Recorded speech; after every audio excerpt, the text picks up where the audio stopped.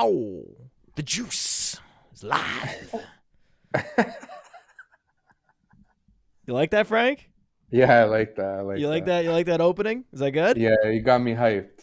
You hyped. I like that. I'm hyped because of Ahaan. Ahaan's got the cool shades.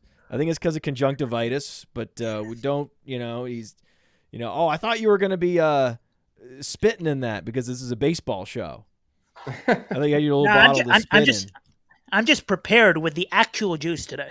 Oh, the actual juice on the juice, and then I thought you were gonna have some sunflower seed juice, something like that.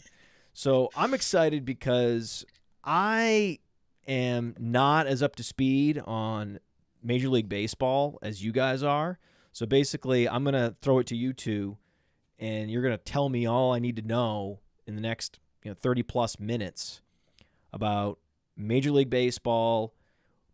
Who's going to win the World Series? Who's going to win the MVP? We'll talk about the odds and some potential picks for those bets, but also some opening day lines and games that you think are interesting. We also have some interesting promos that you've found that I think we should talk about. So we'll lay that all out for the people.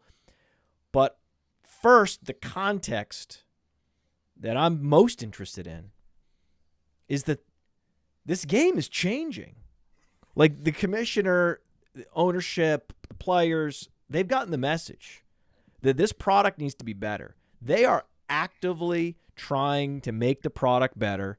And I know that some people might not agree with all the changes, but they're trying. They're clearly trying. So let's talk about the most important change to the rules. Ahaan, kick it off. What's the most important rule change?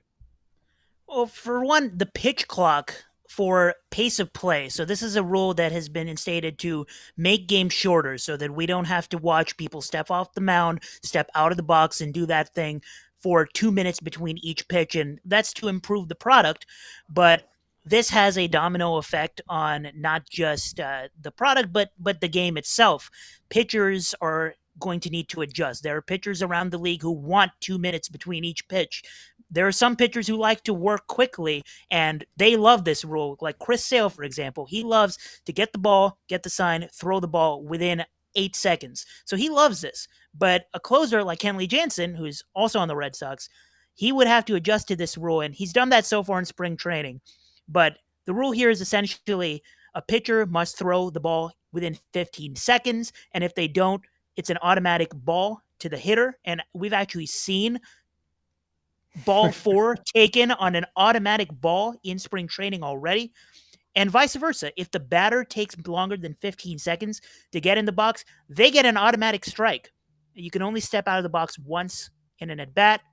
And similarly, for base runners, similar. Because of the pitch clock, pitchers are going to be focused on throwing the pitch, and with bigger bases, combine those two things, What? more stolen bases. Wait, hold on, baseball dude. this year. You're at. I think you've added rules. Like you're blowing through all the stop signs here. I know that we have. Wait a second. We have the clock. The pitch clock is a big deal. Okay, the pitch clock and the batter clock are big deals. All right, so be in the batter's box within 15 seconds, and the pitch has to come. Then you mention bigger bases. Frank, what's the implication of bigger? How big are the bases? How much bigger? What does that mean? So I don't have the exact number in front of me how much bigger, but they are. There was a picture I saw on Twitter, and it compared the previous bases to the larger one, and it's pretty significant. And what that's going to do is really increase stolen base production across the league. It's going to make teams more aggressive on the base paths. So it's kind of nice because recent years with the influx of analytics in baseball, they kind of scaled back stealing bases. They wanted you to, they only wanted certain players to run if they're efficient. It wasn't like the days of Ricky Henderson when he would steal 100 in a season. So we're going to see, some of the high-end stolen base leaders get to 50, maybe even 60 again. So it's interesting even as a real fan or even from a fantasy baseball standpoint. But for betting, well, what could happen is early on, the sports books won't adjust enough to the stolen base odds, and you might get some value. You might get players at, plus 200, plus 300, where it's worth taking a stab because they'll be more aggressive given the rule change. It sounds like this really favors offenses, though. If the pitchers can't get prepared as easily, and they can't hold runners on as easily, and they can't prevent stolen bases as easily, this sounds great for offenses. Yeah, definitely. And it hurts the pitchers that are more successful, like pitching to contact and inducing ground balls. The ones who they got the good enough stuff to, strike out hitters at a high rate should be okay. But it's like, those that pitch to contact more, like maybe Framber Valdez of the Astros might have a little bit of challenges with, base runners more aggressive, or the next rule we're going to get into about the shift. It's a nice segue into that. What happened to the shift? Well, if you know a man named Joey Gallo, we were just talking about him before the show, and there were big expectations that he was going to do well with the Yankees because of his home run power. But the big talk around Joey Gallo is that his inability to hit to the left side of the infield. If he hits a ground ball, it's to the right side, and that is the premium example of a super shift where you just load up the right side of the infield with 4 infielders. You can't do that anymore, at least the way it's been done in the past. There are restrictions on defensive shifts. Fielders have to stay on the dirt. You have to have 2 on each side. You can move it around as close, to the bases as possible, as long as you fit in those restrictions. But those are major restrictions. There are a lot of ground ball outs that are now going to become singles for hitters such as Joey Gallo, Alex Verdugo, and these players. Those ground balls are going to turn into hits and sometimes even doubles if you hit it down the line. So that's another boost for offense. So is this all baked in to the lines that you're seeing?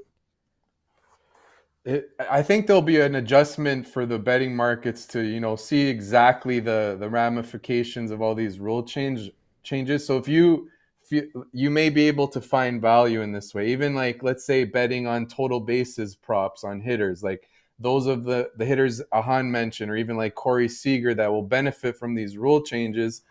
You could target the over on their total bases, which is generally around 1.5, because they might get those doubles, like Ahaan said. So that could be early on where their odds are too high, like maybe plus 120, plus 130. When you see that kind of thing on a hitter, let's say like Corey Seager, it might be something worth targeting for sure. Why Corey Seager? So he was one of the hitters, I believe, that was shifted on among the most in baseball. He's like a popular across all of fantasy baseball. Everyone's like bumped him up a little bit in drafting him because they feel like his batting average is going to really improve with the rule changes. He's one of them. There's a bunch of 5 guys. So Gallo is one, right? Yeah. It's going to be Gallo. It's going to be Seager. Give us a couple more. Max Kepler, Alex Verdugo. Yeah. Kyle Tucker. A lot of left-handed hitters. Yeah. Okay. So it'll help them get more, like it'll bump up their batting average, more hits potentially. Well, that's great. That's great. What about the overall game totals? Like the total scores, like on individual games, like opening day. Should we be leaning on the overs? One of the reasons I'm not going to touch game totals on opening day or probably opening week is because not only just all these rule changes, but a segue into the last thing I want to talk about the game, which is the balls possibly being juiced. And we don't mean, the type of juice that you bet on. We mean, will the balls be constructed to promote home runs so that the ball travels further off the bat? And we don't know yet. I have no idea if the rules will properly be baked. The new rules will properly be baked into the game totals, but I also have no idea if on opening day, for example, MLB chooses to use juiced balls. And if we do, you're going to see a lot of pop-ups turn into home runs in small stadiums like Yankee Stadium or like Rogers Center that are more hitter-friendly parks. If they don't use the juiced balls, then that promotes a lot of loud fly ball outs and towards the unders. We don't know. We have no information on this, and there have been rumors that specific games have had different balls on the same day than other games, specifically primetime games, Yankees games, Red Sox games, and that is there's a lot of merit to that conspiracy theory. So I'm not touching game totals early on in the season for that reason. It sounds like everything is being tilted toward the offense, though. Yeah, in a sense, more balls in play, more stolen bases. I guess they want to, not have it just be like a walk, a strikeout, or home run. They want more of that action where there's base runners, those pressure situations where the pitcher's pitching, runners on first and second, 2 out, rather than, sometimes it would just everyone trying to hit a home run and there's less events happening. So they're trying to bring that entertainment value, increase the value like that. All right. I would say. The juiced ball, does it have higher or lower seams? That one, we need my professor in sports technology from 5 years ago to confirm this, but I'm pretty sure, correct me if I'm wrong, and clip and embarrass me on Twitter if I'm wrong, but I'm pretty sure the tighter seams, the ones closer to the ball, are the ones that are unjuiced, so to speak. So the ones that are tighter are the ones that'll travel less, which will also cause blisters more often to pitchers, which is why pitchers don't actually mind the juiced balls. So this is amazing. And this flies right in the face of what Frank just said, right?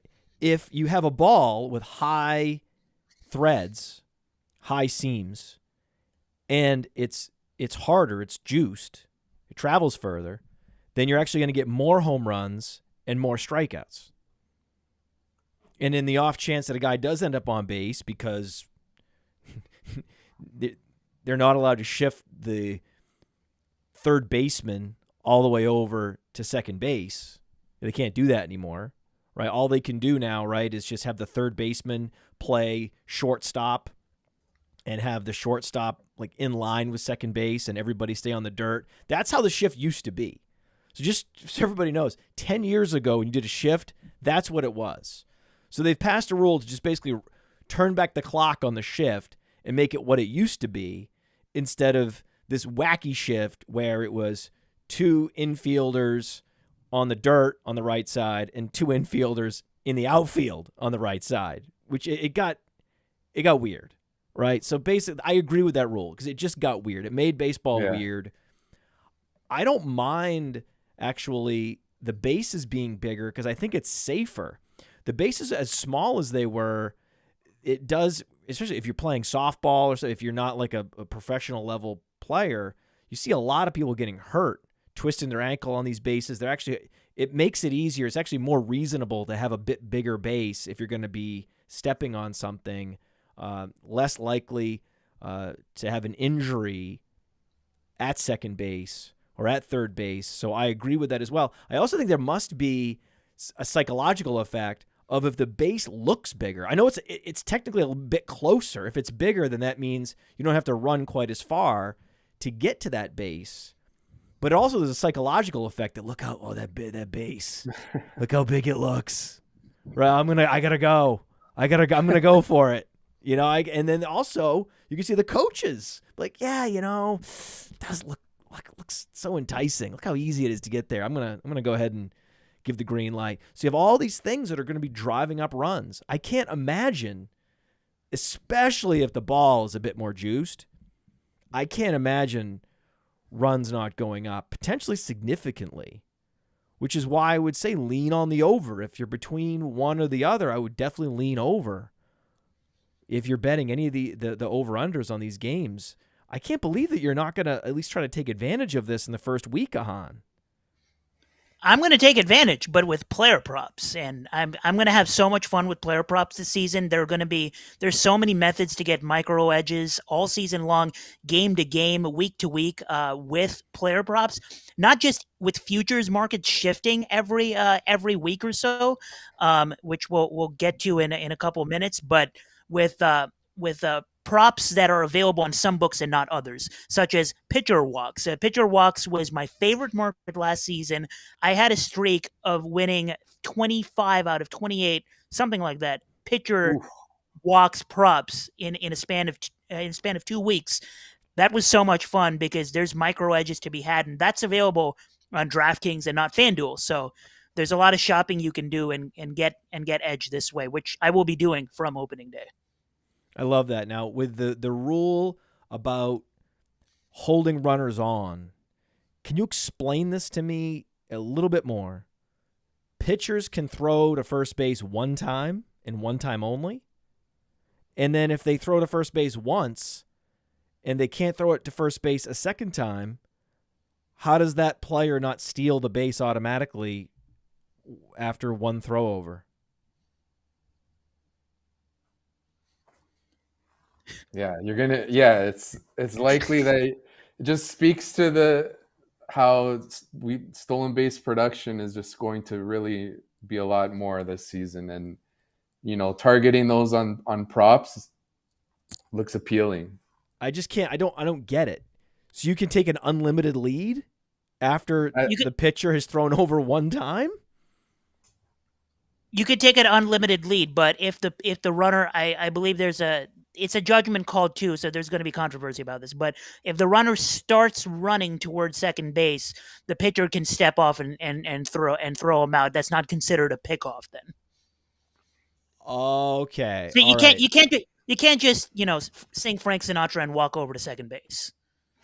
But, okay, so it's going to be a judgment call by the ump, and oh my god. Yeah. Matt, isn't that what we need in baseball? More judgment calls by umpires? No, this is terrible. See, I like rule changes which require less intervention by referees and umpires. This actually increases not just the intervention, but their judgment. And so it's going to be very difficult. Box are going to be a lot harder to call. Are box still a thing, or do they get rid of box? I almost think you have to get rid of box if this is the case. Oh, there's already this kind of advantage. If you're going to give this kind of advantage to the runner, then you got to get rid of box.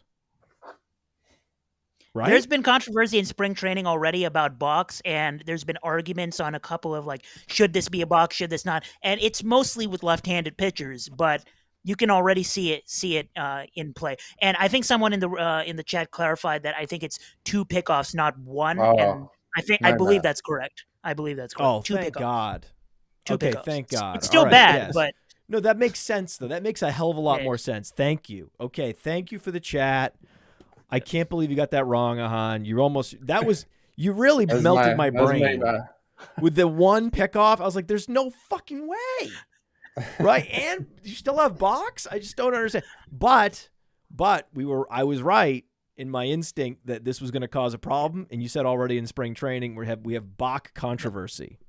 That absolutely is going to happen. There's going to be more of it this year, and that's because that there's got to be a way.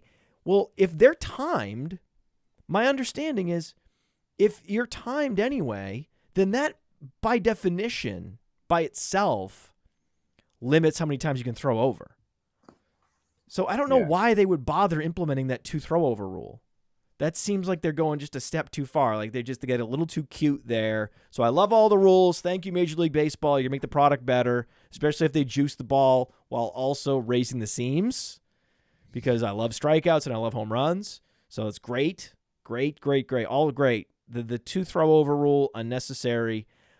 There is one rule that I've wanted forever, which is to lower the fences and then to have stuff behind the fences that guys can jump into. Ball pits, pools. I think that would be most exciting, because you think about on SportsCenter what gets the highlights, right? On 11 o'clock, it's the outfield plays. Maximizing the fun of the outfield, because I've always thought, because in Arizona they have a pool. You know how they have a pool at Arizona? What if they move the pool and you lower the fence and the guy can jump and actually catch the ball and then land in the pool? Or you could have a ball pit or some other thing, right? I think that would be a level of fun, and it would be no extra work other than reconfiguring the outfield a little bit. And then by lowering the fences, what are you doing? Oh, you're making it easier for them to score runs. That's clearly the agenda. But then also more exciting plays.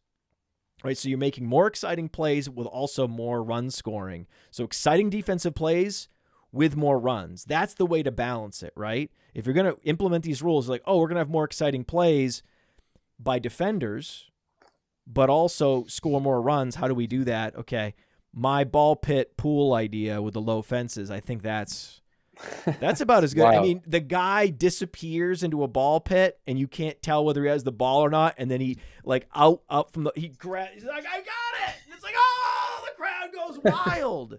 That's the next state. That's next. That's got to be next. I absolutely love your ideas, but as a former outfielder, I'm obligated to say for the pool idea, fuck you. Why? It wouldn't be I don't dangerous. wanna It would jump still in a be like a pool. 5-foot fence, but it would be easy to jump over.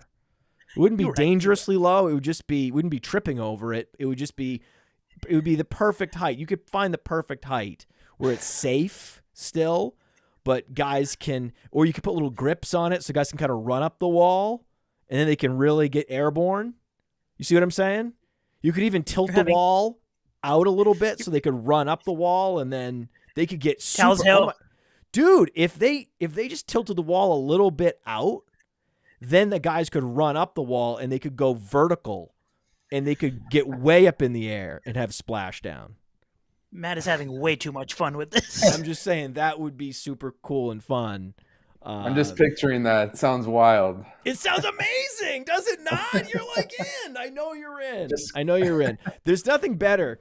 You know what's actually better than watching baseball is talking about fixing baseball. That's why I wanted to do the show today. That was we were gonna maybe talk about NCAA tournament. I was like, yeah, no thanks. We have the juice show, the betting show, doesn't cover the tournament, which is one of the greatest fails in company history. But I am gonna talk baseball because somewhere in here I can weave in the fixing of baseball. Now, when we look at the futures, let's first talk about the teams that we think are good value in terms of their over-under wins for the year, but also odds to win the World Series. Do you guys have a couple of those in mind? Frank, you can go first. Yeah, so I'll start off a value on win totals. The Detroit Tigers over 69.5 wins. You could get that minus 115 at FanDuel. And that's just because, last year, basically everything went wrong for them. They signed Javi Baez. He had a really bad season. Their young hitters like Riley Green, Spencer Torkelson, they're disappointed severely. Eduardo Rodriguez, their big signing as a starting pitcher, he barely pitched for them. And they still won, correct me if I'm wrong, Ahaan, I think they won like 68 games last year. I'm going to pull it up in a moment. But so all of those went wrong and they still were sort of close to this number. And now you look at them, you got to think Javi Baez is going to have a bounce back season. He has a track record in place. Eduardo Rodriguez looks good in spring. You could think a bounce back season for him. I didn't even mention Austin Meadows, who barely played for them last year. And he's got some talent as a hitter. And one thing that's going to help them is that they made some adjustments at Comerica Park that's going to favor the hitters. They moved the fences in. So that could potentially benefit their young hitters, specifically Riley Green. And, part of the problem with them last season was they just couldn't score runs. So that could help them out a bit. Not to say like this is going to be, some kind of surprise playoff team, but, we got a low bar at 69.5 wins. They can go 71 and 91 and we still win. So I'm cool with this one. I like it. Is there anything that's happening with parks or rules not favoring offenses? Jesus. Is anyone moving the fences back? No. It's always last year the Orioles did, and that favored that helped out their pitching a lot. But from what I'm thinking off the top of my head, I think every adjustment this year has been favoring hitting. Yeah. There you go. Ahaan, you got a team?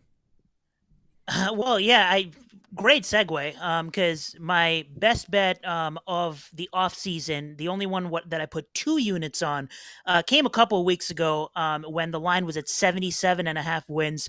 Boston Red Sox over 77.5 wins. It's now at 78.5, and I'm still fine with it. If I had waited too long, I would have still played it over 78.5 for 1 unit. And I'm fine with that. Best price on Caesar Sportsbook at -110.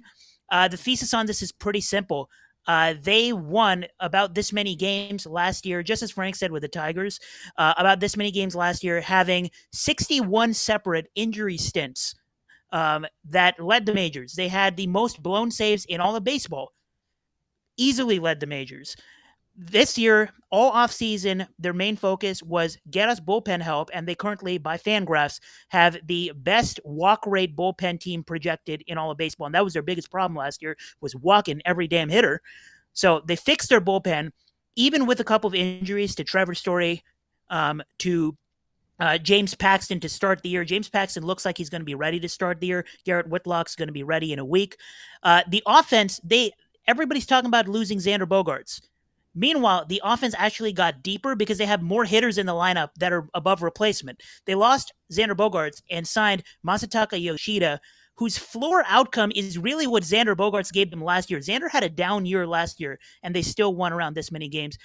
They have a deeper lineup, 1 through 8. They can hit really well. And then Reese McGuire at catcher and Connor Wong at catcher.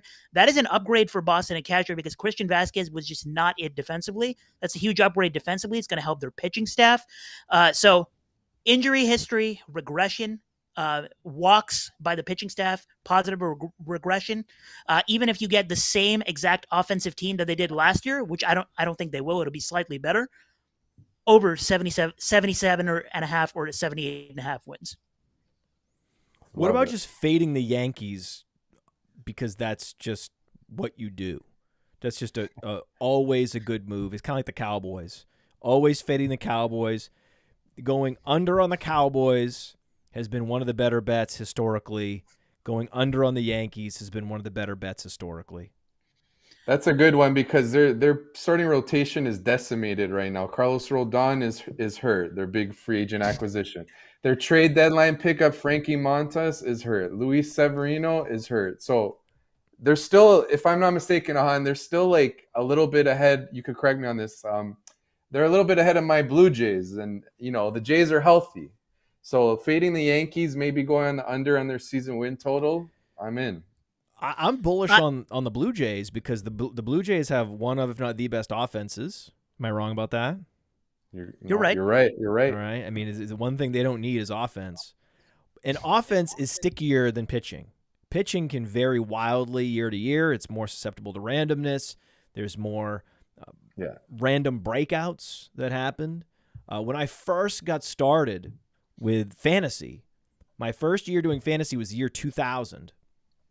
And I picked up a guy named Rafael Furcal. He was called up by the Braves. And he stole like 50-plus bases in the second half. Can you imagine? Can you imagine nowadays? Somebody might do that this year. Estuary with Ruiz. A normal-sized base. Yeah. He did that with a normal-sized second base. That was amazing. And a free agent pitcher acquisition I made was John Burkett. And John Burkett had like a sub 3.0 ERA for the Braves that year. He then went on and signed for Boston, and his ERA was obliterated because he moved to the AL, and he's not that good. But he had this random great season where he was right there in ERA with Glavine and Smoltz and all those guys.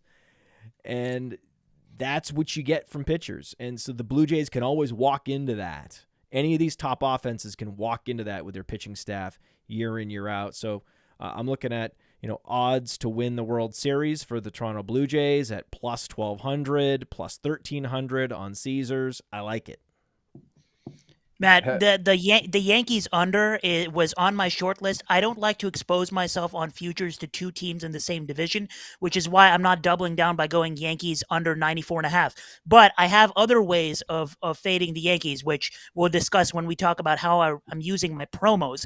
And I want to use this moment to address the last couple comments in chat. So Cody's asking about his Twins, and Seth is asking about the Cardinals.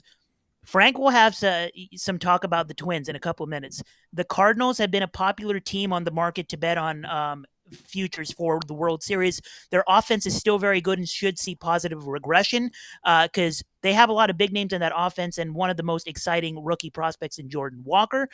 So everybody's expecting the Cardinals offense to be way better, and some of their pitchers are starting to get healthy now. The problem with the Cardinals is that there is not a single member of that starting rotation where you can be confident that he'll give you a full season of being above average.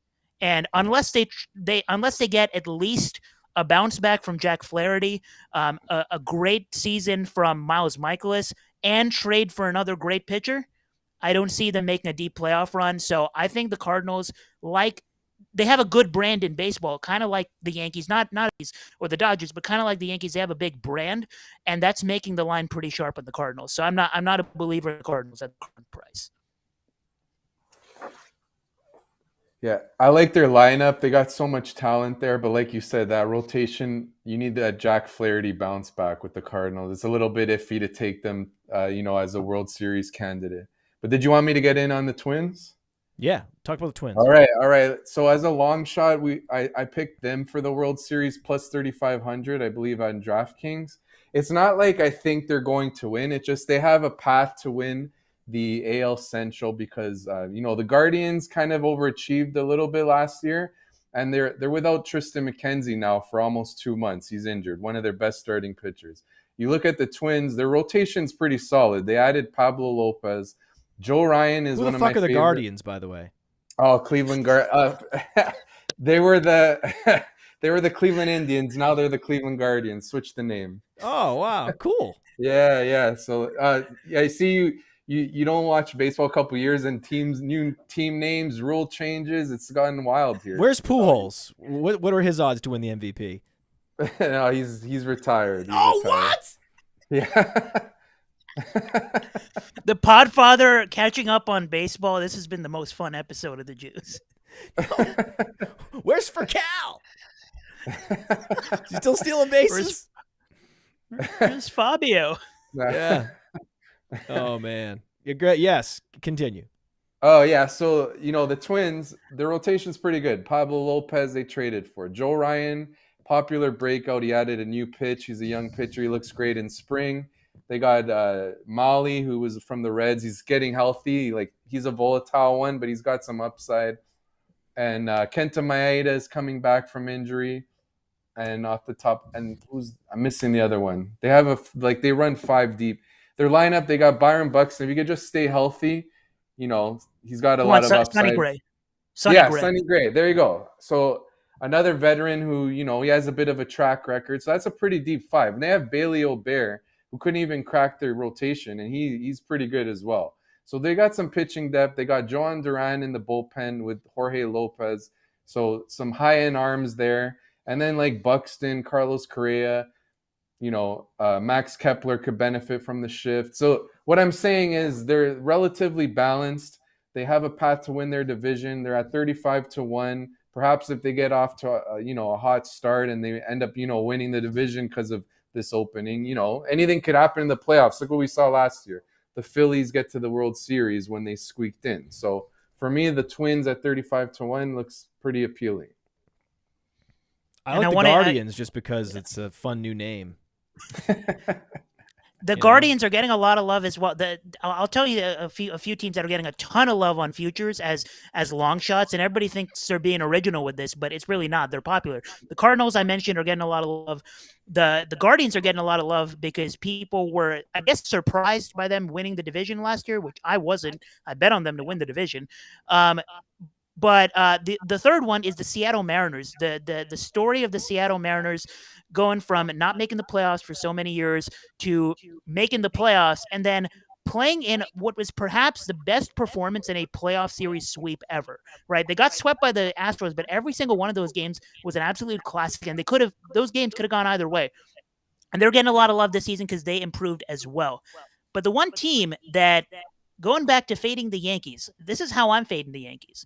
So this is important, guys. So you want to use promos, right? For the next couple of days before opening day, if you're on DraftKings or if you're on FanDuel or if you're not there yet, you can use Underworld, I believe, is the code for most things. You can use those promo codes and get in on sports books, and you want to use these promos before they expire. Not for those particular sports books, but it's right. fine. Right. But if you're on a sports book already, right? Like you're on a sports book, you need to use the promo. One on FanDuel is MLB Futures Bet and Get. Essentially, you place an outright wager on a 2023 World Series winner for $25 and get 50% profit boost tokens to use on MLB, right? This is free edge, and I'm using this on long shots. You should use these promos on long shots, not chalk, because I have my actual World Series pick coming up right after this. I'm going to use that straight on the books. I'm using this on a long shot World Series pick, which is the Tampa Bay Rays at plus 2,000. And this is how I'm fading the Yankees. The Blue Jays, the Rays, and the Yankees are all division contenders, right? Like they all have a shot at winning this division. First off, the Yankees, like Frank mentioned, starting rotation absolutely decimated. Their offense, they are so desperate for some depth in that lineup. People are not talking about how mediocre this lineup is after Aaron Judge. They still are hoping for Josh Donaldson to improve after his several injuries and, his MVP years behind him. They're hoping for Aaron Hicks to provide some usefulness at any part of baseball. They called up Anthony Volpe to make his major league debut, and he's a potential stud, but he's still a question mark. The Tampa Bay Rays, what do they do every single year? They don't have superstars in their lineup, but they find ways to produce. Now they have superstars. Wander Franco is a potential superstar. Isaac Paredes, who played well in the World Baseball Classic, a potential hitting superstar, not to mention Randy Arozarena, who already has a track record of hitting well in the playoffs.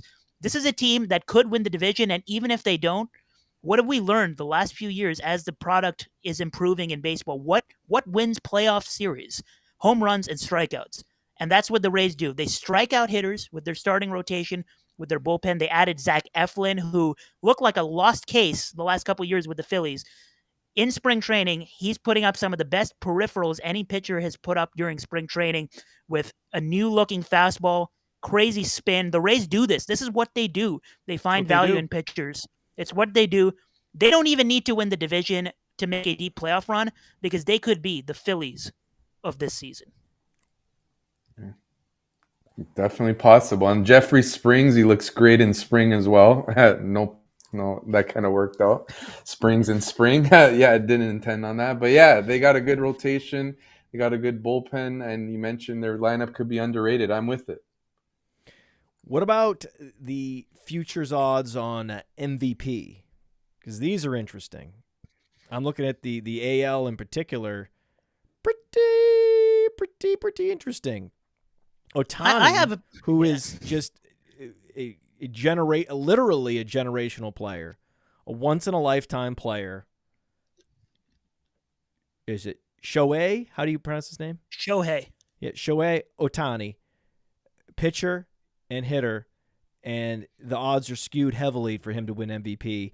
Basically, what happens at Aaron Judge has to hit. If he went over 60 last year, Aaron Judge is going to have to go to 70 home runs to stop Ohtani from winning it. The only thing that can stop him is an injury, right?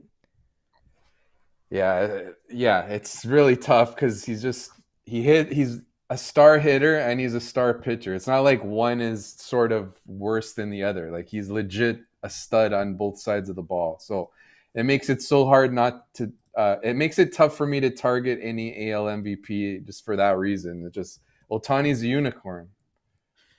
I have one bet on MVP, either NL or AL. I don't have anything for NL.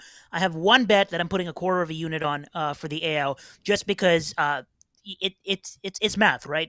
When you see a plus 900 bet, is the probability that this guy wins MVP more than 10%? I think so. Here's what you're not going to do. You're not going to bet on Shohei Ohtani straight because taking him at plus 215 is just stupid. He's going to be plus 400 at some point when he has his first slump. If you want Ohtani exposure, just wait till you get a better price, damn it. Here's what you could put a quarter of a unit on. If someone does beat Shohei Ohtani to win MVP, like you said, maybe someone who can hit 70 home runs, or someone who can maybe hit 30 home runs, have 100, 110 RBIs, have maybe 30, 40 stolen bases as well, while being on a playoff team, a 5-tool player, someone with excellent defense to top it all off, somebody who does everything well as a hitter at an elite level. Julio Rodriguez of the Seattle Mariners. Julio Rodriguez. Oh, Yeah, definitely can. I love it. I love it because he could steal 40. If he His goes 40-40, projection if Julio Rodriguez goes 40-40, that's the path. Yeah.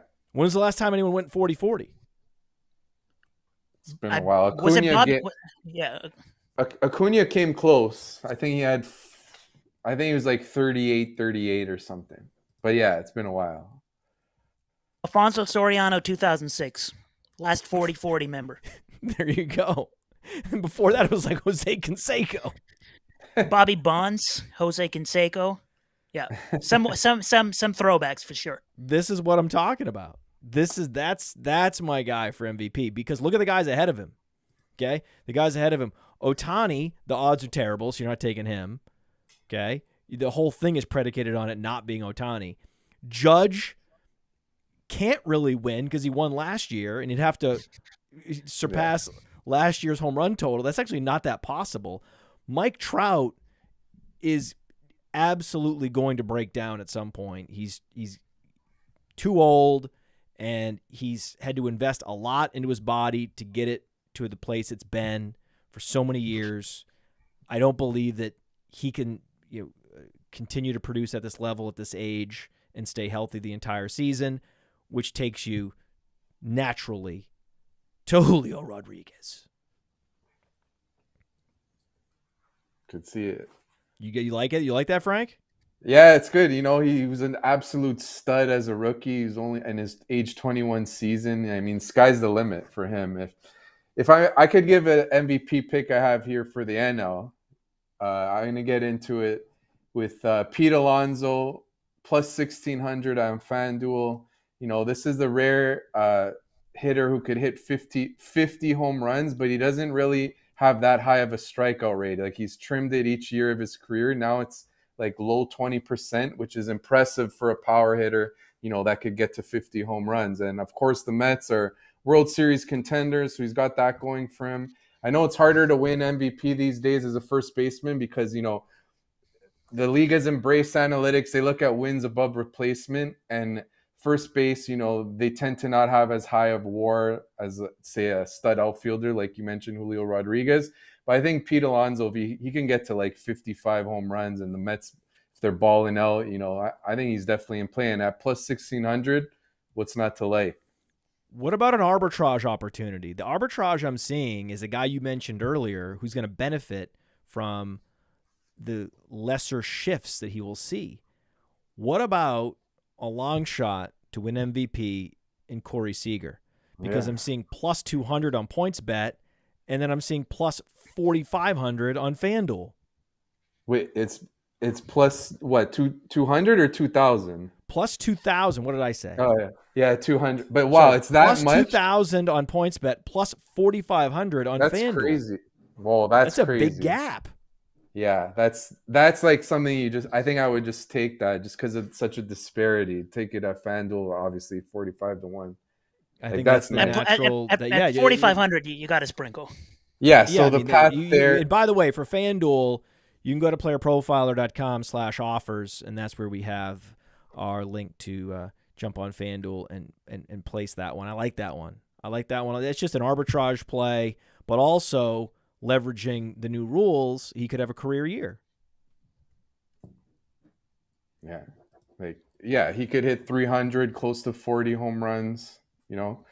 So what if Texas surprises? The Astros have a lot of injuries; they're a little bit vulnerable. Yeah, you could see it. You could see it for sure. That's a good long shot. Okay. Take us out here, Ahaan. Take us out. Give us what are we gonna leave the people with here? You and Frank, leave the people with something. Yeah. So I think the right thing to do is the good thing for the people is leave you in anticipation for us to tweet out the rest of our picks. And if you want to hop in the Player Profiler Discord, there is a betting channel, and I'm active there often, and you can hop in and we can talk about our futures bets there. I'll drop in my futures bets later tonight, the rest of them in the Player Profiler Discord. There is a link to the Discord in the show notes on YouTube, on the podcast, and on the homepage of playerprofiler.com. Boom, there's the button. Join our Discord. But I think we'll close it out with our World Series picks. I think Frank has a pick. I have a pick. This is our final. We're locking it in. Where this is where you get the clips, right? If our team disappoints, this is where you taunt us on Twitter, right? So I'm putting a half a unit on the somewhat chalk, but they're not the favorite, right? The Astros are the favorite, but I'm heading over to Caesar Sportsbook and going plus 850 on the Atlanta Braves. So they've just won the World Series 2 years ago, but there are not too many front offices right now in baseball doing a better job than the Atlanta Braves. I joke around about how the Atlanta Braves must be cheating somehow because they sign great players to steals of contract, just absolutely robbing them blind. Signed Ronald Acuna Jr., Ozzie Albies, Spencer Strider, their Rookie of the Year finalist last year. Well, didn't they ban their general manager for life a couple of years ago? I think you're thinking of the Astros. No, I believe they didn't. There was a recruiting scandal for the Braves about 10 years ago. You just said 2 years ago. Yes, signing play. I believe they were signing players in the Caribbean, and they were breaking league rules in how they were recruiting them and the ways they were signing them and the tactics they were using, to the point that the general manager was banned. Wasn't the general manager banned at one point? 2017 Caribbean League, GM banned and they lose 13 prospects because of that. That's what you're thinking of. This is not this completely new front office. I know. I'm just saying this organization has already had an issue with their tactics. I got you. In recruiting young players and signing them to contracts. And if you're a Braves fan, guys got banned over it. If you're a Braves fan, I'm completely joking, right? You can't see it, but I'm winking. I'm completely joking about this, right? There's no merit to my conspiracy. Anyway, there are not too many front offices doing a better job than the Braves. I'm not saying they're doing anything bad. I'm just saying this is a team that once upon a time got in trouble for doing it the wrong way. Whatever way they're doing it now, God bless them. Good for them. Right. I'm just saying that's an interesting note that you made considering their history. Yep. No lawyers will be called because of what you just said. What are you talking? No, I'm agreeing with you. You didn't even remember. That was like 6-7 years ago. You guys didn't even remember about that scandal, did you? You forgot about that scandal, didn't you? Yeah, I forgot about that. Yeah, that was a scandal that happened. Anyway, they won the World Series 2 years ago, and Ronald Acuna Jr. didn't even play after mid-July. He didn't play in the playoffs. They won the World Series, right? Fast forward to 2022, they win the division again because they're really, really good with the same exact core, and they lose in a tough series to the Philadelphia Phillies, who eventually went to the World Series. This year, they've kept most of that core. They replaced Freddie Freeman with Matt Olson, that's a pretty lateral move, all value considered. Maybe a slight downgrade hitting wise, but the Braves always find a way. With their stacked lineup, Matt Olson will perform. And now Spencer Strider, the guy who was second place in Rookie of the Year voting last year, gets a full offseason under his belt to prepare as a starter. And they just casually added Sean Murphy, who has the potential to be one of the best catchers in all of baseball this year, has a 116 WRC plus in his career while also winning a Gold Glove. So they keep the same core. They add Sean Murphy. They made some changes to their bullpen, and I actually think their bullpen is way better this year. They replaced Kenley Jansen with Raisel Iglesias, who his peripherals are way better, and they have a deeper bullpen than they did last year.